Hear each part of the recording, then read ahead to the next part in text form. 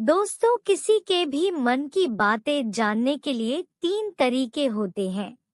यदि आप इन तीनों तरीकों को समझ लेते हैं, तो आप किसी के भी मन की बातें बड़ी ही आसानी से जान सकते हैं, समझ सकते हैं। तो चलिए इसे एक कहानी के माध्यम से समझते हैं कि किस तरह से आप दूसरों की मन की बातें जान सकते हैं, समझ सकते हैं। बहुत समय पहले की बात है। एक छोटा सा गांव था। उस गांव में 2 भाई रहा करते थे। बड़ा भाई अंधा था, जिस कारण वह हमेशा घर पर ही बैठा रहता था और छोटा भाई खेती किया करता था। लेकिन खेतों में अधिक जानवर आने से पूरी फसलें नष्ट हो जाती थी, जिस कारण छोटा भाई बहुत परेशान हो चुका था। तभी उसे एक तरकीब सूझी। एक दिन उसने सोचा, खेतों में से इन जानवर को भगाने के लिए क्यों ना मैं अपने बड़े भाई की मदद लूं। वैसे भी बड़े भैया अंधे हैं, अगर वह खेत में बैठे रहेंगे और जानवरों की आहट आने पर वो उन्हें जोर से चिल्लाकर भगा सकते हैं, जिससे हमारी फसलें बच सकती है। इसलिए उन्हें मैं खेत में बिठा देता हूँ।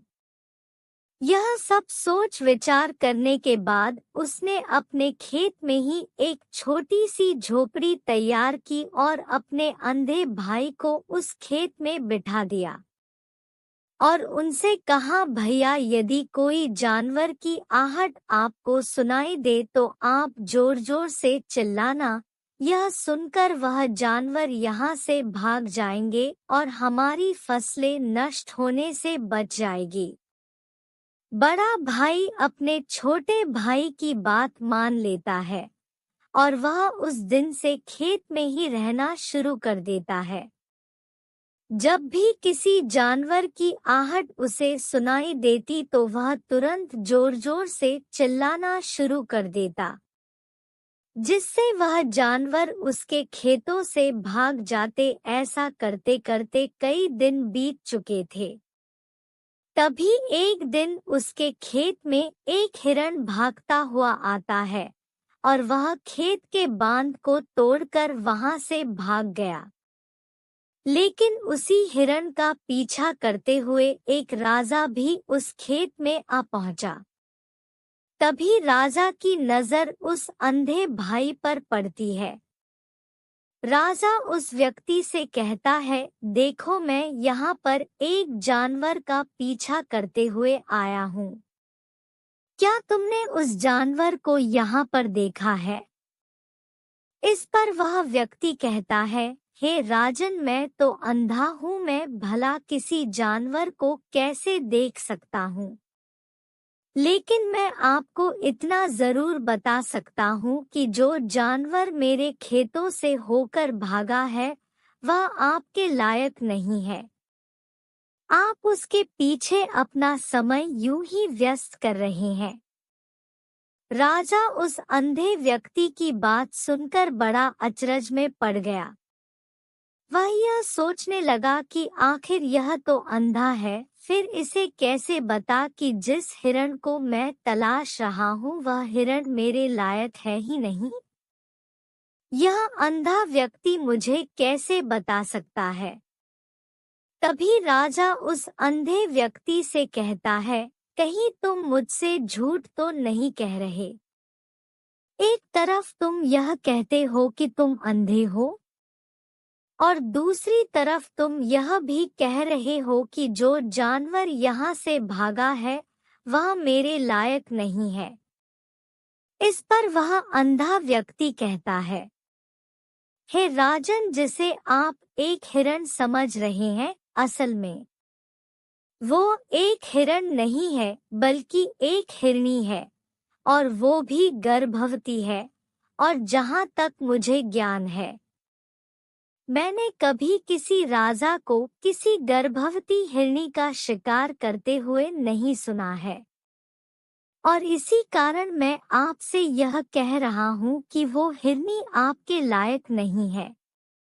आप उसके पीछे अपना समय व्यर्थ ना करें। यह सुनकर राजा और भी अचरज में पड़ गया।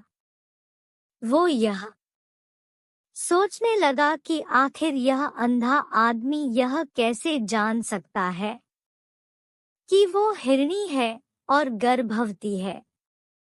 राजा कुछ देर सोच विचार करने के बाद अपने सेनापति से कहता है, सेनापति जी, मुझे वह जानवर जिंदा चाहिए, क्योंकि मुझे यह पता करना है क्या वह हिरनी है और क्या वह गर्भवती है, क्योंकि यह अंधा आदमी बहुत विश्वास के साथ कह रहा है और मुझे इस बात की पुष्टि करनी है।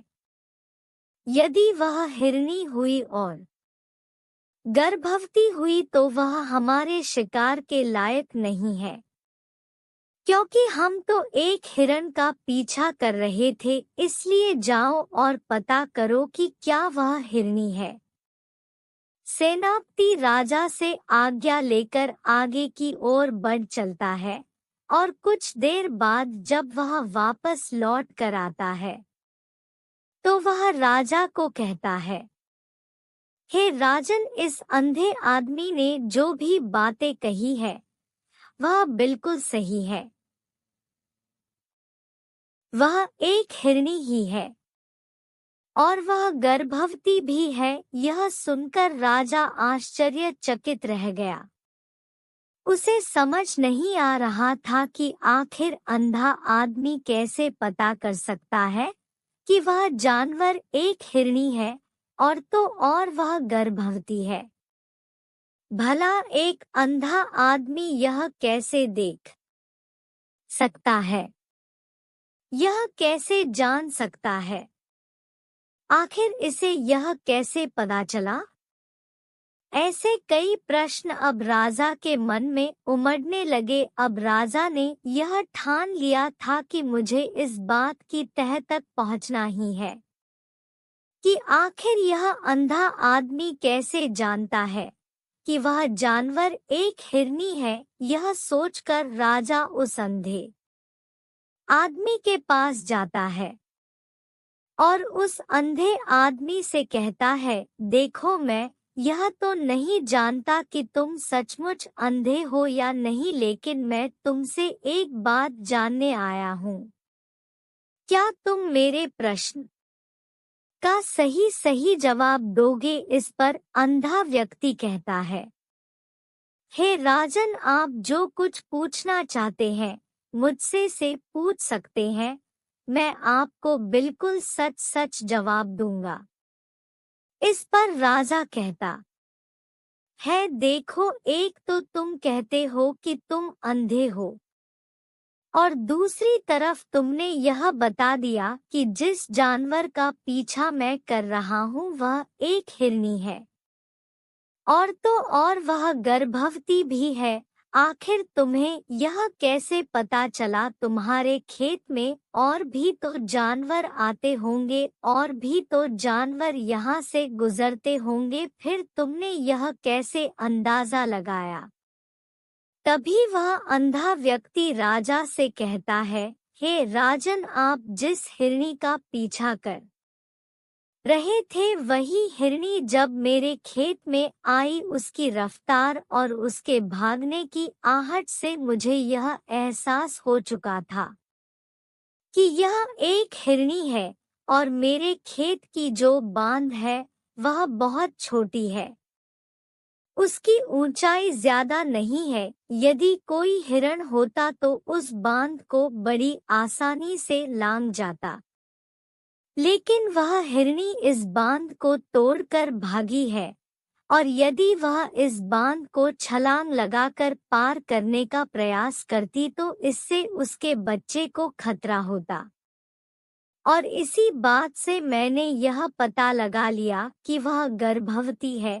इस कारण वह ज्यादा ऊंची छलांग ना लगाकर मेरे खेत की बांध को तोड़ते हुए भाग गई। इस पर राजा के मन में एक और प्रश्न उठा। राजा ने कहा, किंतु तुम्हें कैसे पता चला कि वह एक हिरनी ही है? और भी तो कोई जानवर यहाँ पर आ सकते हैं। इस पर वह अंधा व्यक्ति कहता है, हे राजन, मैं पूरा दिन सुबह शाम यहीं पर बैठा रहता हूँ और मेरी सुनने की शक्ति बहुत तेज है। मैं यह बाफ जाता हूँ कि कौन सा जानवर मेरे खेत में आया है, और उसी के आधार पर मैं जोर जोर से चिल्लाता हूँ ताकि वह मेरे खेत से भाग जाए और मेरे खेत की फसलों को नष्ट ना कर पाए। राजा उस अंधे आदमी का यह जवाब सुनकर पूरी तरह से संतुष्ट हो चुका था। वह मन ही मन यह सोच रहा था कि आदमी भले ही अंधा हो लेकिन यह तो बड़ा ज्ञानी मालूम पड़ता है। इस आदमी से कुछ ना कुछ तो काम निकलवाना ही चाहिए। यह विचार लिए हुए राजा वहां से वापस अपने महल की ओर लौट जाता है। राजमहल पहुंचते ही राजा उस अंधे व्यक्ति से कहता है, आप तो बड़े ज्ञानी व्यक्ति हैं, आपको किसी भी बात का पता बड़ी आसानी से चल जाता है।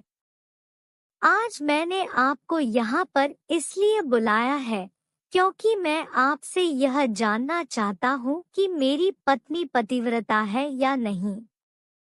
इस पर वह अंधा व्यक्ति कहता है, हे राजन, यह कैसा प्रश्न हुआ? इस पर राजा कहता है, मैंने आपसे बिल्कुल उचित प्रश्न किया है, मुझे इस प्रश्न का उत्तर दीजिए। इस पर वह अंधा व्यक्ति कहता है, हे राजन, यह सारी बातें जाने दीजिए। आपकी शादी को इतने साल बीत चुके हैं और अब आप यह बात क्यों जानना चाहते हैं? आपके मन में ऐसे प्रश्न क्यों उठ रहे हैं? इस पर राजा जिद करते हुए कहता है, देखिए, आपको मुझे इस प्रश्न का उत्तर तो देना ही होगा। यदि आप मुझे इस प्रश्न का उत्तर नहीं देंगे तो मैं आपको मृत्यु दंड दे दूंगा। राजा के मुख से यह बात सुनकर वह अंधा व्यक्ति कहता है, हे राजन, यदि आप इस प्रश्न का उत्तर चाहते हैं तो उसके लिए आपको मेरा एक काम करना होगा। राजा कहता है, बोलो, मुझे क्या काम करना होगा? इस पर व्यक्ति कहता है, इसके लिए आपकी पत्नी को मेरे साथ कमरे में अकेले छोड़ना होगा। उस अंधे व्यक्ति की यह बात सुनकर राजा पहले तो क्रोधित हो जाता है, लेकिन फिर कुछ सोच विचार करने के बाद वह उस व्यक्ति की बात मान लेता है और अपने सेनापति को आदेश देता है, सेनापति जी, इस व्यक्ति को और मेरी पत्नी को एक कमरे में कुछ देर के लिए अकेला छोड़ दे। सेनापति बिल्कुल वैसा ही करता है। अब राजा की पत्नी और अंधा आदमी एक कमरे में बंद हो चुके होते हैं। तभी वह अंधा आदमी राजा की पत्नी से कहता है, मुझे आपको छूना है। इस बात पर रानी अत्यधिक क्रोधित हो जाती है और उस अंधे आदमी को वह पकड़ पकड़ कर पीटने लगती है, कभी हाथों से तो कभी लातों से तो कभी पटक पटक कर।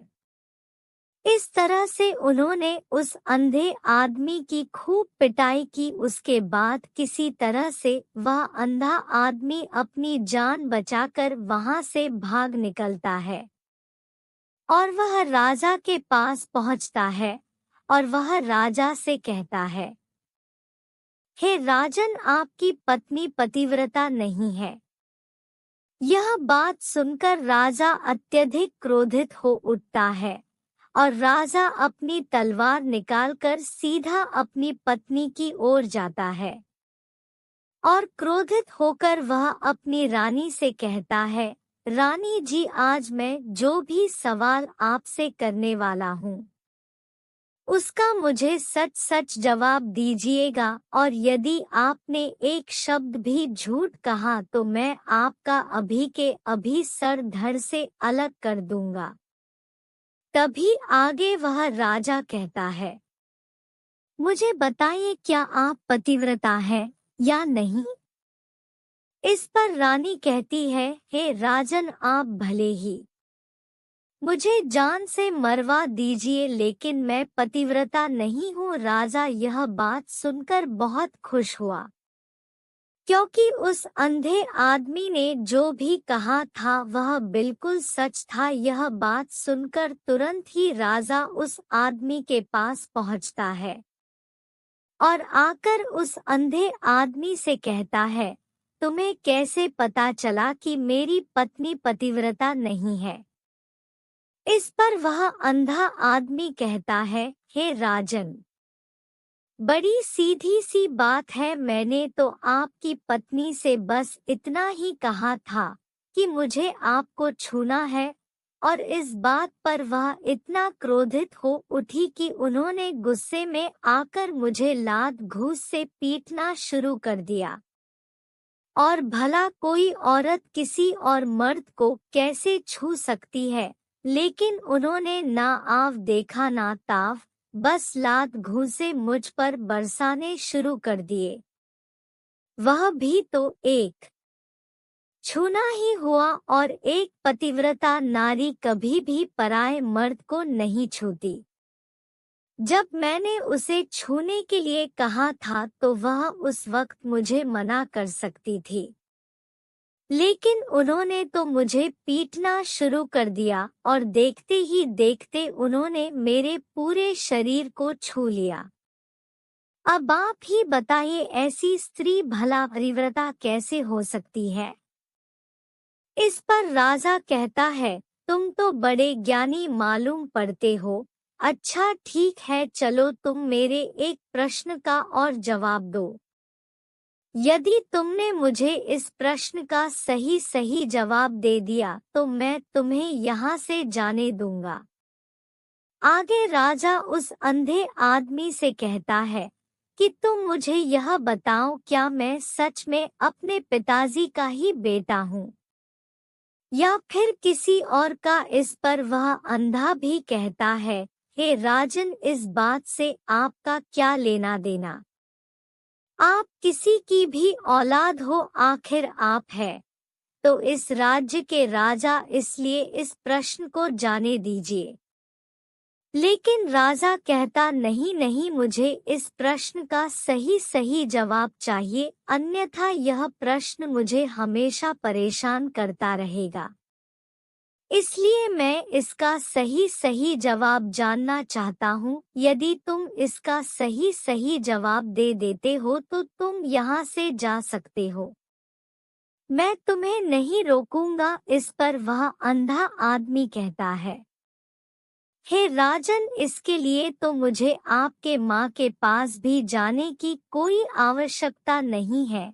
मैं आपको अभी अभी यह बता सकता हूँ कि आप किसकी औलाद है, लेकिन उससे पहले मैं चाहता हूँ कि आप मुझसे एक वादा करें कि आप मुझ पर क्रोध नहीं करेंगे। राजा ने कहा, मैं तुमसे वादा करता हूँ, मैं तुम पर क्रोध नहीं करूँगा। इसके बाद वह अंधा आदमी राजा से कहता है, हे राजन, आप है तो अपने ही पिता के पुत्र, लेकिन आप पर एक कंजूस सेठ की छाया पड़ी हुई है। यह सुन राजा बहुत क्रोधित हो उठा और वह तुरंत तलवार निकालकर अपनी माँ के पास जा पहुँचा। वह वहां पर पहुंचने के बाद अपनी माँ से कहता है, माँ, मुझे सच सच बताइए, क्या मैं अपने ही पिता का पुत्र हूँ या नहीं। यदि आपने मुझे सही सही नहीं बताया तो वह यहीं पर अपने प्राण त्याग दूंगा। मुझे बताओ, क्या सच है। इस पर उस राजा की माँ कहती है, बेटा, तू है तो अपने ही पिता का पुत्र, लेकिन तुम्हारे ऊपर एक कंजूस सेठ की छाया पड़ी हुई है। जब मैं एक बार नहाने के बाद अपना मुंह आईने में देख रही थी, तभी उस कांच के पीछे मुझे एक कंजूस सेठ नजर आता है और उसी की छाया तुम पर पड़ चुकी है।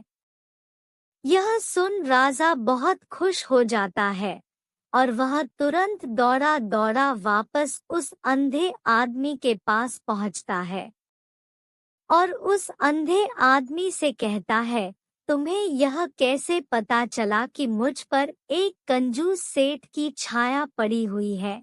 इस पर वह आदमी कहता है, हे राजन, आपने मुझसे कई सारे सवाल पूछे जिनका जवाब मैंने आपको सही सही दिया है। यदि कोई और राजा होता तो मुझे इसके बदले में ढेरों सारे इनाम मिल चुके होते, लेकिन अब तक आपने एक फूटी कौड़ी तक नहीं दी है।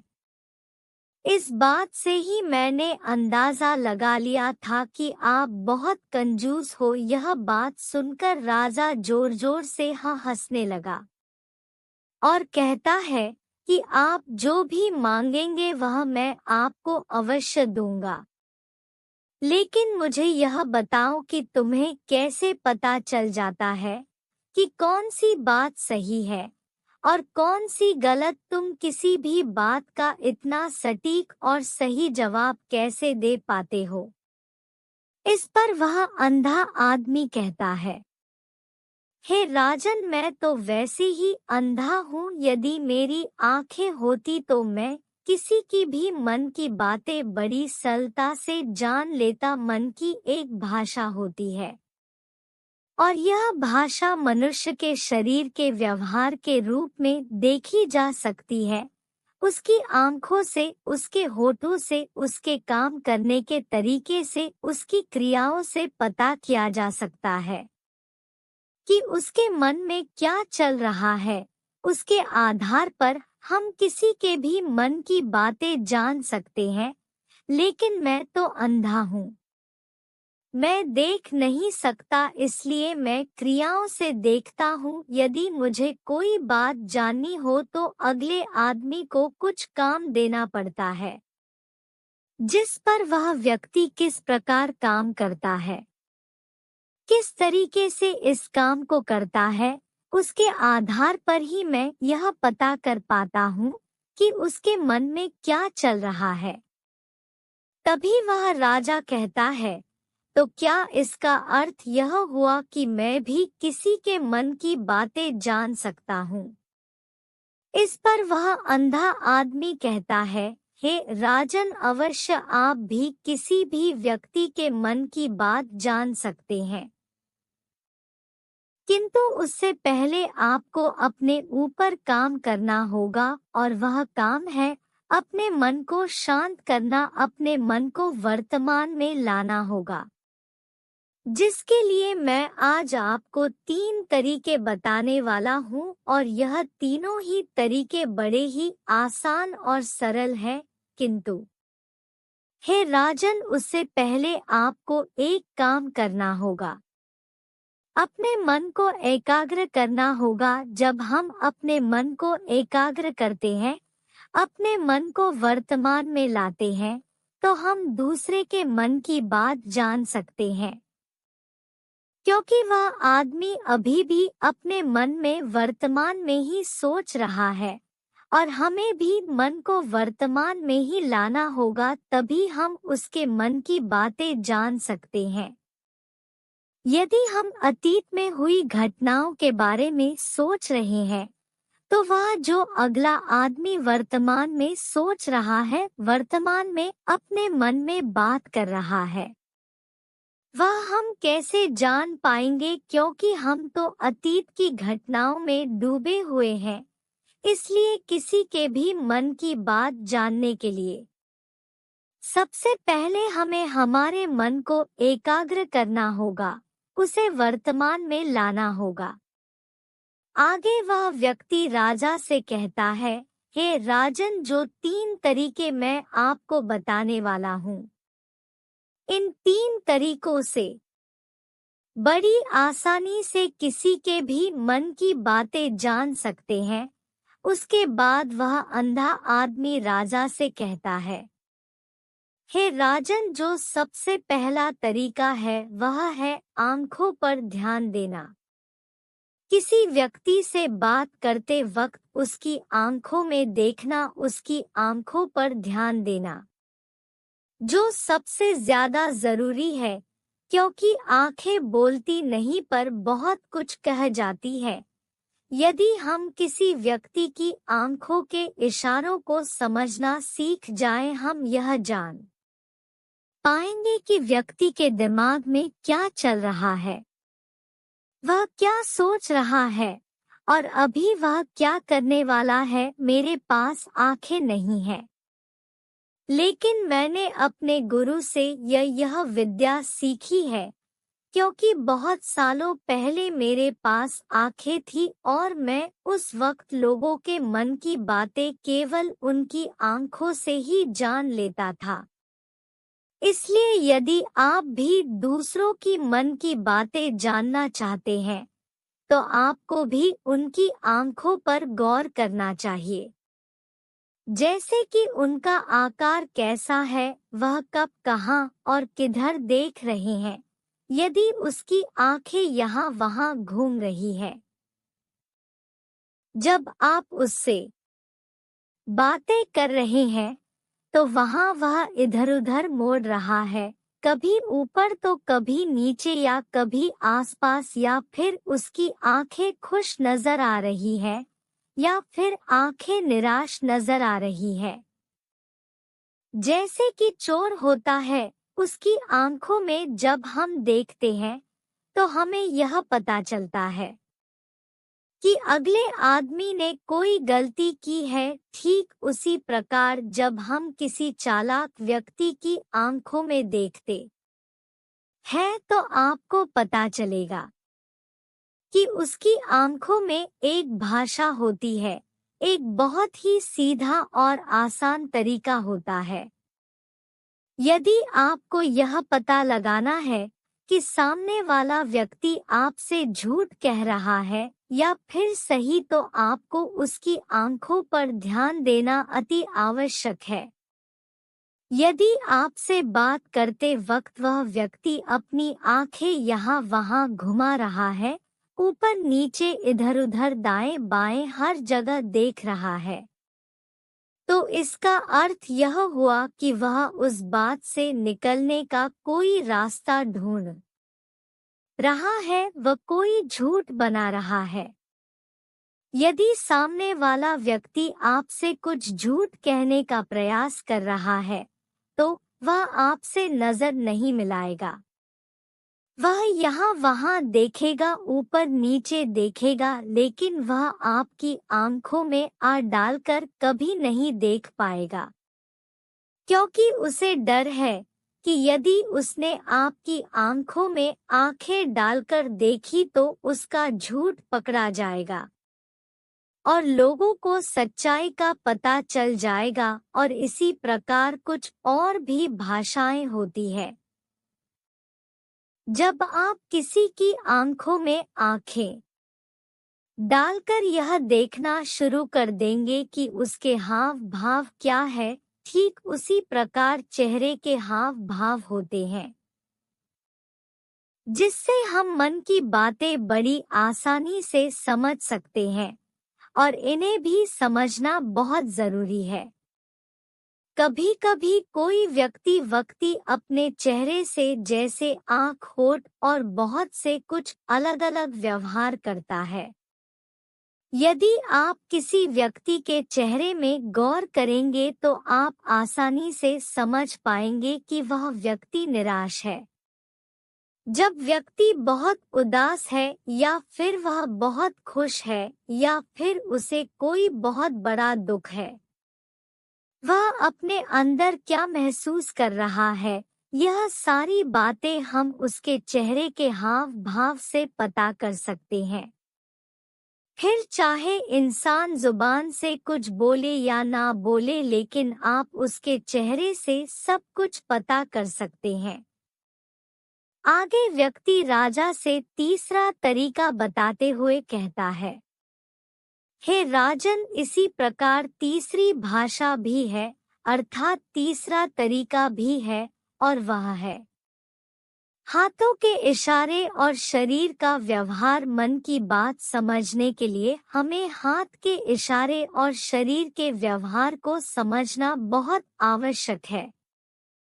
कोई व्यक्ति जब बात करता है तो आपने देखा होगा कि वह अपने हाथों को हिलाता रहता है, अपने हाथों से इशारा करता रहता है। बातों के साथ साथ अपना शरीर का जो व्यवहार है अर्थात बॉडी लैंग्वेज, उसका भी पूरा उपयोग करता है, जिससे हमें यह पता चल पाता है कि वह व्यक्ति हमारी बातों पर कितना ध्यान दे रहा है और उसके मन में क्या चल रहा है। शरीर के व्यवहार को देखने के लिए उसके हाथ मटकाना, शरीर मटकाना और चेहरे पर बार बार हाथ लाने, हाथों का एक दूसरे से मसलन ऐसी बहुत सी क्रियाएं होती है, उस पर हमें ध्यान देना अति आवश्यक है। मन की बात को समझने के लिए हमें शरीर के व्यवहार को भी समझना पड़ता है। यदि हम इन तीन तरीकों को सही तरीके से ध्यान देकर इन तीन तरीकों को अच्छे से समझ लेते हैं तो हम बहुत जल्दी किसी भी व्यक्ति के मन की बातें बड़ी सरलता और सहजता से जान सकते हैं। इसलिए यदि आपको किसी के मन की बातें जानी है तो आपको उसकी आंखों पर, उसके चेहरे पर, उसके शरीर के हाव भाव को और उसके हाथों को ध्यान पूर्वक देखना और समझना होगा, जिससे आप यह समझ पाएंगे कि आखिरकार उसके मन में क्या चल रहा है और वह क्या सोच रहा है। लेकिन उनसे पहले आपको अपने मन को एकाग्र करना होगा, शांत करना होगा और अपने मन को वर्तमान में लाना होगा। तभी आप उस व्यक्ति की इन सभी क्रियाओं पर ध्यान दे पाएंगे, उन्हें समझ पाएंगे। अन्यथा आप यदि अतीत की घटनाओं में व्यस्त है, भविष्य की योजनाओं में व्यस्त है, तो आप उस व्यक्ति के हाव भाव पर कभी ध्यान ही नहीं पाएंगे और ना ही आप कभी यह समझ पाएंगे कि आखिर उस व्यक्ति के मन में क्या चल रहा, वह क्या सोच रहा है। आपने देखा होगा कि ऐसे कई बड़े संत महात्मा हैं जो बड़ी ही शांति से आपको देखते हैं और आपको देखकर ही यह बता देते हैं कि आपके मन में क्या चल रहा है, आप उनसे क्या जानने आए हैं। और इसका सबसे बड़ा प्रमुख कारण यही है कि वह आपको पढ़ सकते हैं, आपको समझ सकते हैं, आपकी मन की बातें जान सकते हैं, क्योंकि उनका मन एकाग्र है, शांत है। और यही कारण है कि वह आपके मन की बातें बड़ी सरलता से समझ जाते हैं। यदि आपने अब तक पूरी कहानी को सुना है तो मैं आपसे एक छोटा सा अनुरोध करना चाहता हूँ, कृपया इस चैनल को सब्सक्राइब करें ताकि मैं आपके लिए और भी ऐसी ही ज्ञान से भरपूर कहानियाँ लेकर आ सकूं।